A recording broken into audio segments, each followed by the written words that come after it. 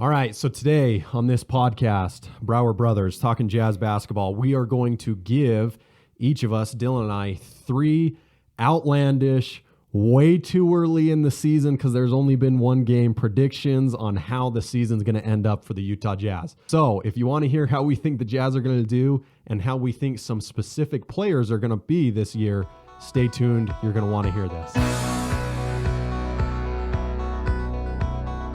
All right, so we've got one game in the book, regular season. Just played OKC. Jazz won. Not a real shocker, right? I at least while I was watching it, didn't feel like at any point the Jazz were going to lose. OKC's bad. OKC's bad. They're bad. They're in rebuild. We know that. But yes, they are bad. I mean, they other than Gilgeous-Alexander, I'm just like, they got squat. Yeah, Dort's okay. Yeah. He's kind of inconsistent, so it makes it kind of hard. But they're starting some players that I am... I'm amazed that some of them are in the NBA. Yeah. I think their rookie that they just drafted, that Australian Giddy. Yeah. I think he'll turn out to be an okay player.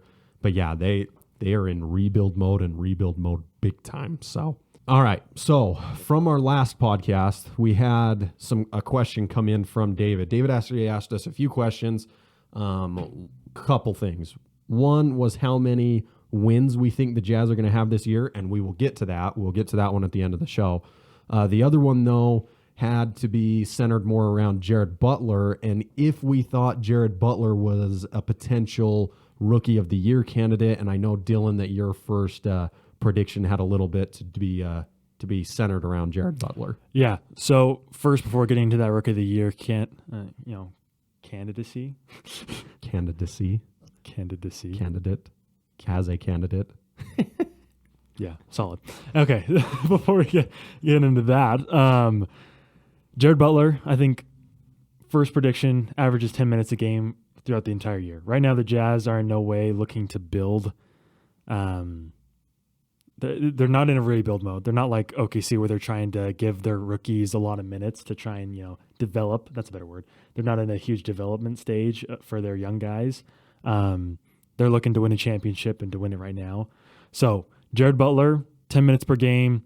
We're not going to see a ton of him. He's going to have a little bit of role player minutes here to back up Mike Conley, to be that backup piece for Mike Conley when you're getting close to 40. It can be kind of hard to play basketball for 48 minutes a game. Yeah. Going to be that backup piece for Mike Conley.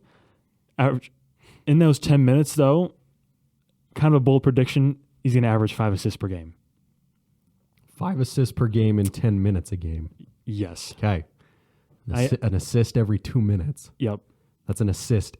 That's like an assist every other possession. I think the Jazz have plenty of scoring, and I think he's a great scorer as well. But I think what he does best is create, and I think with his lack of size, he's athletic. In no way am I trying to say that he will never be a scorer, but right now I think his role for the Jazz is going to be getting Jordan Clarkson the ball, getting Hassan Whiteside alley-oops at the rim, and Rudy Gobert when they're in together, as well as kick out threes to Joe Ingles and guys like that who are going to finish the play. But I think between the dribble penetration that Jared Butler can get, and we saw it in the preseason a lot, where he'd get around guys, do a little crab dribble right there around the rim, and then kick it to somebody else for a bucket. I think getting that dribble penetration and dishing it out is going to be huge for the Jazz, for those guys coming off the bench. Yeah. No, I agree with that. So can Butler win Rookie of the Year with 10 minutes and 5 assists a game? That's a no. Yeah. Unless something crazy happens, Mike Conley gets hurt, which... Every Utah Jazz fan. How dare you say that? How dare you say that on this show? Hopefully that does not happen. But unless that were to happen and Jared Butler's minutes just skyrocket, there's no way he's going to win Rookie of the Year with 10 minutes per game. Yeah, I agree with that. I don't think there's any way he wins Rookie of the Year. I would love to see it. Yeah. As a Jazz fan, I'd love to see it. I think he's a great person as well. I'd love to see him as an individual get it. But yeah, he's just not going to have the minutes to get Rookie of the Year. No. That being said, do you have any predictions for who does get Rookie of the Year? That's too early to tell. Too early to tell? Well, I'll throw away crazy prediction, not part of one of my three. I'll say Davion Mitchell. Davion Mitchell ends up getting it. Another Butler guy. How confusing was that, though, whenever he'd play for Butler? Wasn't he number... He was 45 as well. Yeah. So D Mitchell on his jersey, and you're like, wait, what? Yeah, I know. Donovan just snuck back, like an Uncle Drew situation, snuck back into college. Donovan felt like he deserved 2 chances at Rookie of the Year, like Ben Simmons, and so he snuck back. Okay. Well, moving on then to my first prediction. I think that Rudy Gobert is going to average 15 and 15. 15 points, 15 rebounds. I pulled up Rudy's, stats as a career player. If you go back let's go back the last 5 years here. So last year, 14 points, 13 and a half rebounds. Year before that, 15 points, 13 and a half rebounds. Year before that, 16 points, 13 rebounds. And then 13 and a half points, 10 and a half rebounds. Really? 3 years ago, he was averaging higher, like more points. 3 years ago, he was averaging more. I guess the Jazz didn't have the scoring power they do now. Exactly. The Jazz weren't scoring as much. So I know maybe that doesn't sound like a crazy bold prediction, 15 and 15. However, I think with how many other scorers there are going to be, I think 15 points. If Rudy Gobert averages 15 and 15, there you go. This will make it a bold prediction. If Rudy Gobert averages 15 and 15 this year, we finish number 1 in the NBA. Okay. I'll go even bolder. If Rudy Gobert can do that, I think they go to the finals. Okay. There we go. I'm not saying they're going to win the finals. We're the Utah Jazz, but they're going to go to the finals. We've got these written down too, so we'll have to revisit these throughout the season. All right, Dylan, prediction number 2. This one's not crazy bold. However, I do think in the NBA, there's I think they try and hand out awards to different players, even when another player deserves an award 2 years in a row. Mm-hmm. So Jordan Clarkson, 6th man of the year again this year. Okay, for Clarkson to be 6th man of the year, what does he have to do? What he's doing right now. Last night, so 27 minutes, which only a couple minutes less than most of the starters. I mean, that's more minutes than Mike Conley. Goes 6 for 11 from the field, 2 for 6 from 3, 18 points, 1 rebound, 1 assist. But that's not what we need him for. I think if he can stick it to numbers like those, where he's around 20 a game, I think he wins rookie 6th man of the year again. Yeah, I could see that. I can definitely see that. Again, I think the bigger question for me, the thing that leads me to believe that he's going to be 6th man of the year is I don't see anybody else that would get that. So unless LA has too much firepower in their starting lineup and they need someone coming off the bench. Did you watch that game though? Yeah. I don't see it. I just don't get what they're doing there. I think the Russell Westbrook experiment's going to fail completely because LeBron is way too ball dominant. And Westbrook's not going to be able to get triple doubles and produce for you if he doesn't have the ball in his hands. Well, I wouldn't even call his triple doubles necessarily producing. I feel like his stats are empty stats. Yeah. Okay. Well, not getting into that. I can go on for a while about that. We'll go into that on a different show. Yeah. My second prediction. I think this is. I don't know. I don't get it. I had to do like a deep meditative dive into myself to be like, why do I feel this way? Right. But my prediction is that Bogey will drive me crazy all season, and I will be hoping that he gets traded by the trade deadline. That's not crazy. But here's the thing, right? I know that you and I share some similar feelings about Bogey, but the thing that always amazes me, his stat line looks good. His stat line's amazing. Yeah. His stat line is incredible. I mean, the dude's a plus 17 and goes, what's he got? 22 points, 2 assists, 4 rebounds, right? Almost 60% shooting from the field. And he drives me crazy. So here's something though to look at. Donovan Mitchell has plus 20. With a terrible game. Bogdanovich and Mitchell have the same minutes. Yeah. Mitchell shoots 6 for 17 from the field, 3 for 10 from 3. 3 rebounds, 4 assists. But yeah, is a plus 20 and Bogdanovich is a plus 17. I think Bogdanovich, and the biggest reason why he drives both of us just nuts sometimes. And there are games where I'm like, man, like why doesn't he just do this? Yeah, all the time. It's shot selection and shot selection in key moments when he could get somebody else the ball for a better shot. Yeah. I mean, there are so many times where I feel like he's constantly looking to draw a foul or asking the referees for a foul with his flop or his yelling or whatever, right? Like you can hear him yelling through the TV set. And it's like, dude, quit doing that. We don't need that. Our team is good enough to score without you having to try and demand fouls. We can get a good look. We can get a better look. Why do you feel like you've got to do that? And that's the thing. Like, I feel like it seems every time he has the ball that a bad basketball play happens.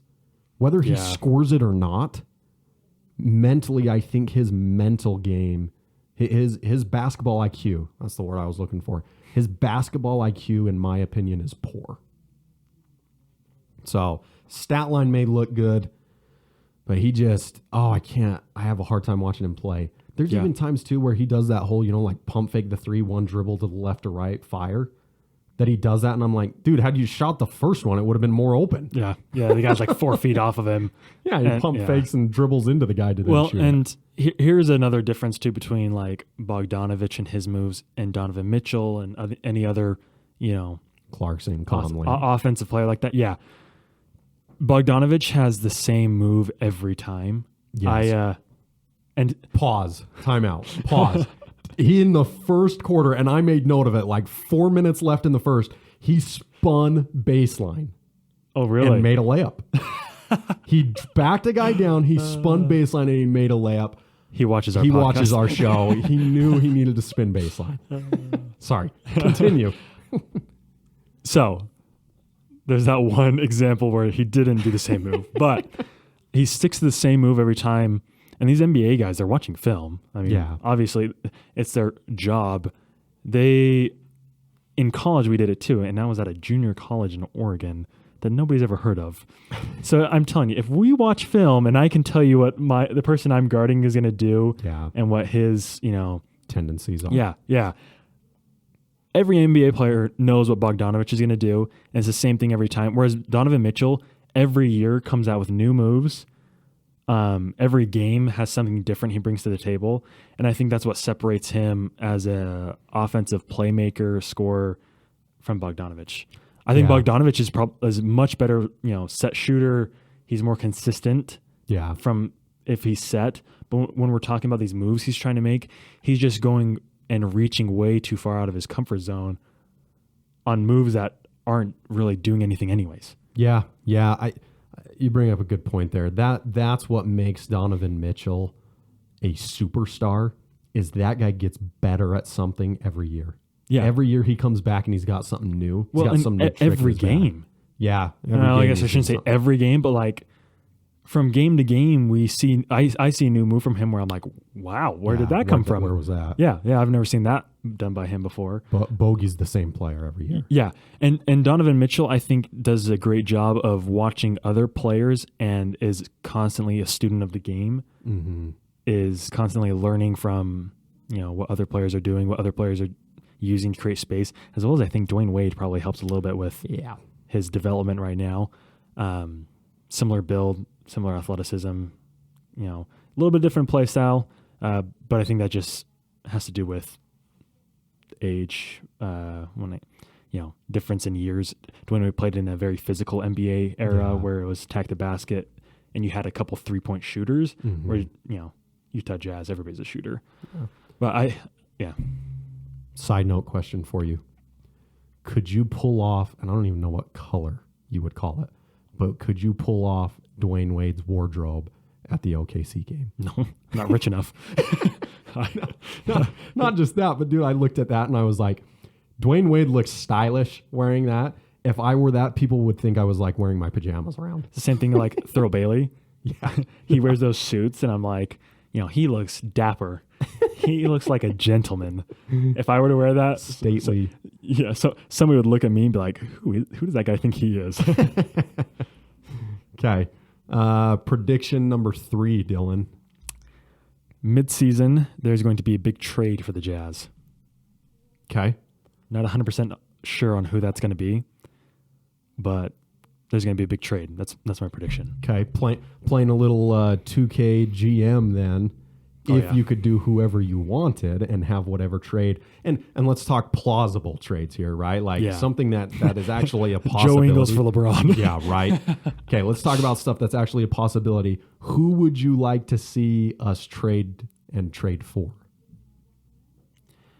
Who wins us a championship? So, hate the guy, Ben Simmons. And I don't know if Philly would go for this, where I think they have other offers. Dude, you're killing me. You're killing me. Okay, but continue. But Bogdanovich and Joe Ingles for Ben Simmons, and maybe you end up having to throw in like a. How does that make us better? Well, shooting wise, Ben Simmons is horrible. Yeah, but like, does the Jazz need another shooter? I mean, we're talking about Bogdanovich like from 3, 2 for 6, which is good. Like, I'm not trying to mess with the stat line. Can Rudy Gobert and Ben Simmons play on the same team? Do you know how good they would be with Ben Simmons going to the paint and Rudy Gobert being there to catch the lobs? I hadn't thought of that. Defensively, man. That's a huge upgrade. Well, defensively. Because the Jazz biggest problems with the Jazz defensively, I think number one, Rudy Gobert sometimes backs down when he has to play against a good center in the league, but I don't think that's going to change. You can't change that. Like, who else are we going to get for center besides Rudy Gobert that could do what he does? So that's just going to stay the same. We just have to deal with that whenever we play like a Joel Embiid or the Joker. What's it? Nikola Jokic. Yeah, Jokic. Whenever we play something like that, we're just going to have to put up with that. But when you got guys like LeBron, Kevin Durant, Giannis especially, do you know how nice it would be to have Ben Simmons? Yeah, I didn't think of that. If we end up meeting Milwaukee in the finals and you've got Giannis and Brook Lopez, Hassan Whiteside and Rudy, those two aren't guarding him. I don't think Pascal's big enough to defend Giannis. And Royce O'Neal does a great job too. I love Royce O'Neal, but he's undersized to guard Giannis. Well, undersized and he just not athletic enough. And Rudy Gay? Too old. Yeah, there's no way he's going to stay in front of. And I even say Ben Simmons guarding Giannis, and Ben Simmons still isn't going to keep him under 20 points a game. You know what I mean? But it's still about limiting what he can do. Yeah. Because these great NBA players are going to. I hate the idea. I think Ben Simmons is a head case and very selfish. But I also think the individual. 76ers organization is horrible. And they've kind of tarnished him and the way so he feels I think game. in the new organization, I think he still is going to be arrogant, and Utah does not like that. I feel like Utah loves the Donovan Mitchells, the Jared Butlers, Michael Conley. Like, those guys fit well into Utah because of who they are as a person, and I think Utah really puts that up with how good of a basketball player they are. But I think Ben Simmons, especially in Utah Jazz system, could do really well. Yeah. Well, like I said, I hate the idea of it. The more you talk about it, the more I think, maybe it would help. Question, I don't think 76ers are going to take Bogdanovich and Joe Ingles for Ben Simmons. Yeah. I think you're going to have to throw in. Although his trade value right now is nothing. Yeah. And if you're Philly, do you take something or do you keep dealing with him being a head case at practice? Well, yeah, it's not like thrown out of every practice? I don't even think he's going to be playing in the season opener. No. Have they played yet? I think they played tonight, right? That's a good question. Honestly, I haven't followed that. I have to check, but Philadelphia fans are ruthless. Yeah. Like, I think it was last week the Eagles played, and is it Hurts that plays for the Eagles? Yeah, he wasn't doing so hot. They were booing the Eagles offense. Yeah. And, I just don't think Ben Simmons even plays in the home opener for the Sixers, did he? So they did play. Now. So they did play. They played against the Pelicans, and Ben Simmons did not play. I promise I did not know that beforehand.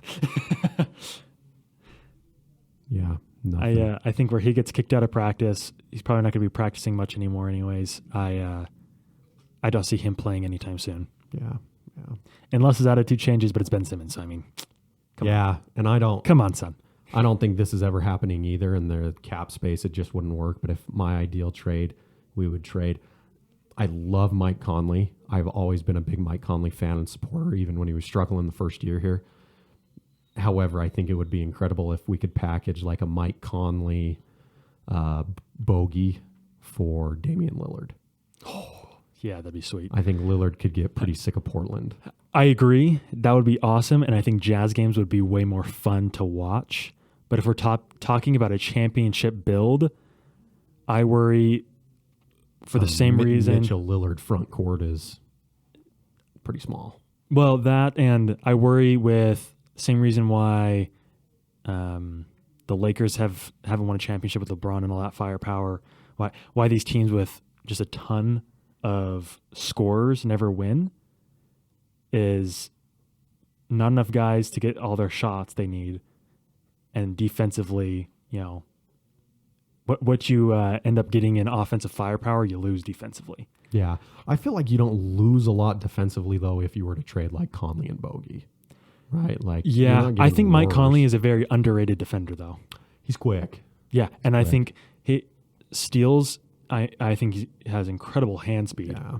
I also think just his defensive IQ is phenomenal, and I don't think people really understand how much effort he puts into defense compared to Damian Lillard or Russell Westbrook. I think they have plays where they look good, and everybody's like, "Oh my gosh, they're so good defensively." They take a lot of plays off. Yeah. You get those superstars, and that's where I think Donovan Mitchell. Here's another, this one's not a huge guess for the season, but I think Donovan Mitchell this year focuses a lot more on defense than he has in the past. He said that in the offseason. He said he wants to focus on not taking any defensive plays off. Yeah, and I think we've seen that too. Yeah, I think that's why Donovan Mitchell has a higher plus minus than Bogdanovich. I think Bogdanovich is lazy.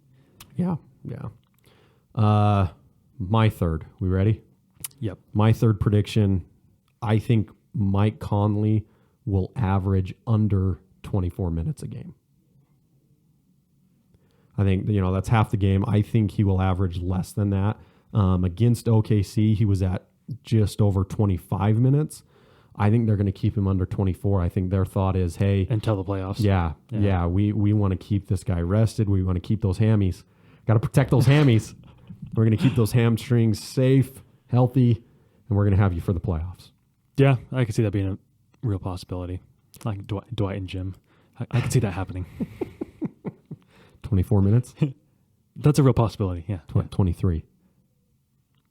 Yeah, I could see that happening. 22. All right. Well, so there you have it.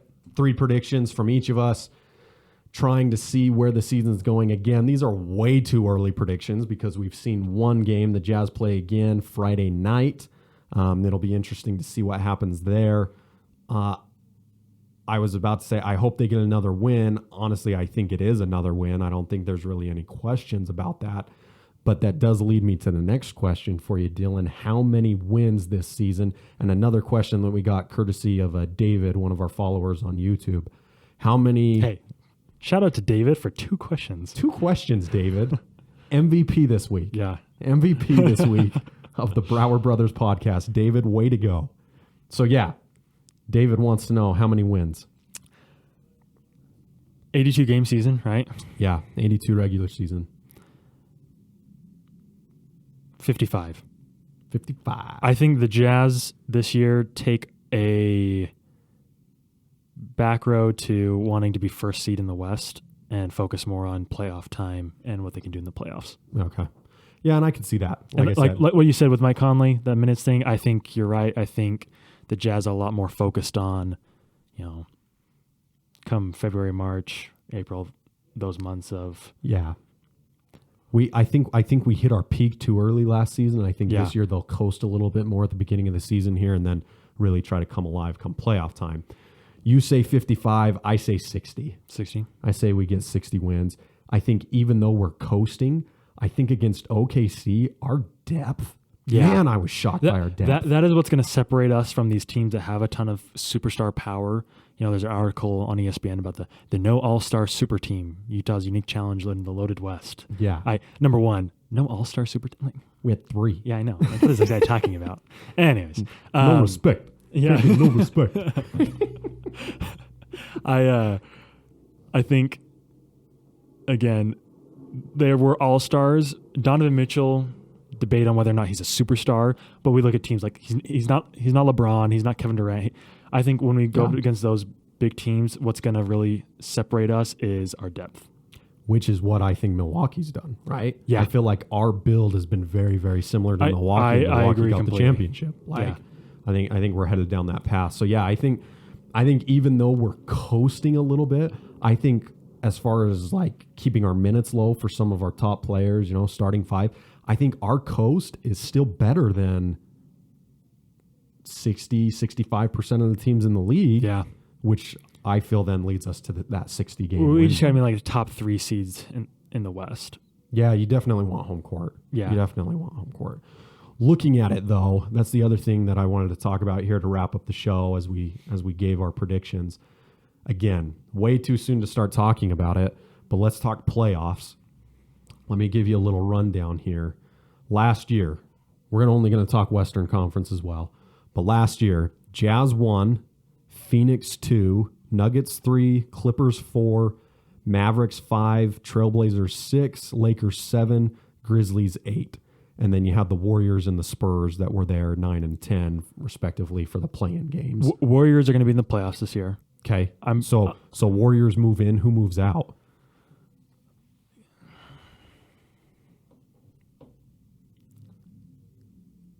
I think either the Trailblazers.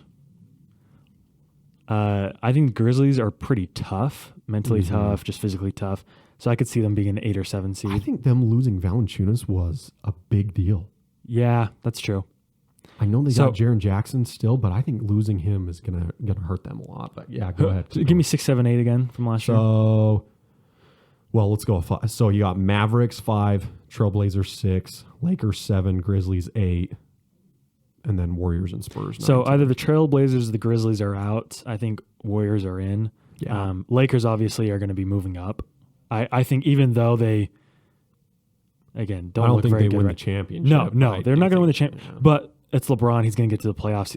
I'm guessing they're a 4 or 5 seed. Yeah. And I think they do the same thing the Jazz do in limiting minutes for these big-time guys. Well, never mind, because if they do that, they don't have any depth. No. Well, and their depth is a bunch of like old guys. You know what I mean? Rajon Rondo. I just don't see how that team can have any sort of congruency to allow them to become a team. That was a good word. At least it wasn't as lame as Bowler Jack's made up words. What did he say? I don't know. He makes up stuff all the time. It drives me crazy. His eyes see a bunch At of stuff least too. mine That was did a not real happen. word. Yeah. I am amazed at how many players he gets wrong. And he's watching courtside. Or he's like, and whatever, right? Mitchell puts up the 3, and it's like Royce O'Neal shooting like an 18-footer. Well, and preseason, I think it's Bogdanovich. Bogdanovich shoots a 3 completely contested. Terrible shot. Bogdanovich wide open. I was like, that guy's hand is in his face. He's going to give him COVID, how close he is. Yeah, talking playoffs again. Jazz, Suns, Nuggets, Clippers, Lakers.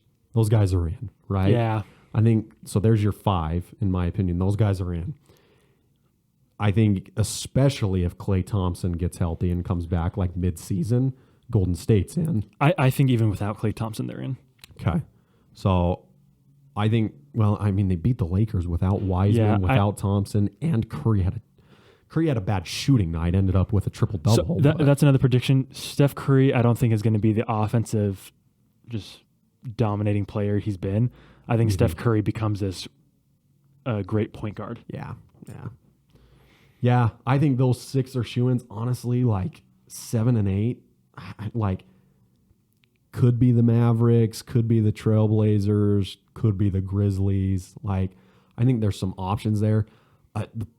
the Pelicans, man, that poor franchise, like they lost a ton of people. Speaking of which, though, I know we've got like no time left. Chicago Bulls.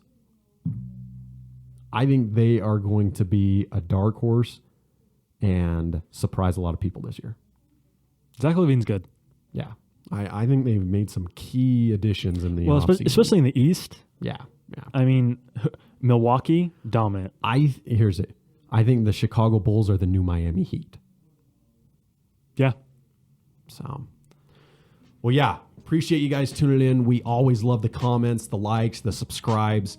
Hit that bell notification so you can see anytime we release a new video. We love putting out this content for you and talking jazz, all things jazz. And if you have any questions, leave them in the comments section. We promise we'll get them answered on the next show.